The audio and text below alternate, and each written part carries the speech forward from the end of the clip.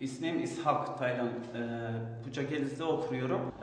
Ücretsiz bu Aziz Nesin'in çocuklar için yazdığı kitap vardı.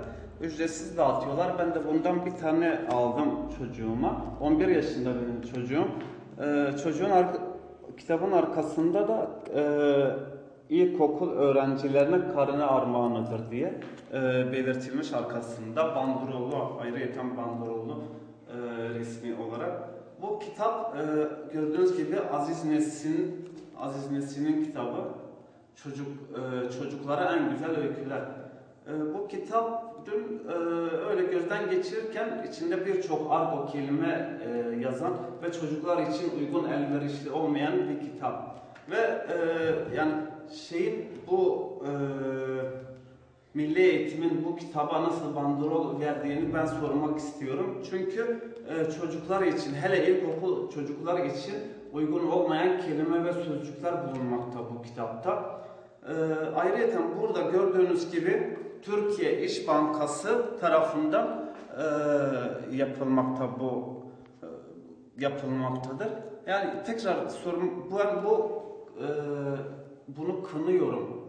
Yani İş Bankası'nı kınıyorum ve yetkililere seslenmek istiyorum. Neden buna basılmasına izin verilmiş? Geçmişte Aziz Nesin yüzünden onlarca kişi, Aziz Nesin gibi biri yüzünden onlarca insanımız katledilmiştir, ölmüştür bu adam yüzünden.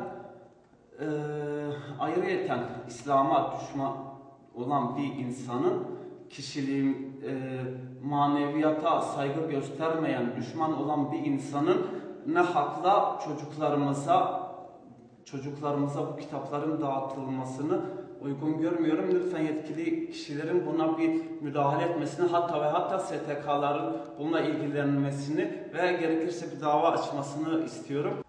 İslam düşmanı olan bir adamın zehirleştirilmiş bir kitabı çocuklarımıza iyi olarak gösterilmesi çok yanlış bir şeydir.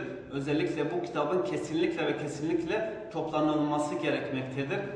Halkımız yani bunu kabullenmemektedir. Birçok arkadaşlarla görüştüm ben bunu. Kesinlikle bu kitabın toplanılması ve bu kitabın kalkması gerekiyor. Kim bilir İzmir'in daha birçok ilçelerinde ve mahallelerinde dağıtılmaktadır bu çocuklarımızın sözde faydasına ama zararına olan bir kitaptır bu. Hem içerik yönüyle geçmişte vesikalı olan bir yazarın bu şekilde kitabı dağıtılması yani kabullenemez. Bu kitabın toplanılması gerekmekte. Hatta yani bandrol veren kişilerin sorgulanması gerekmektedir.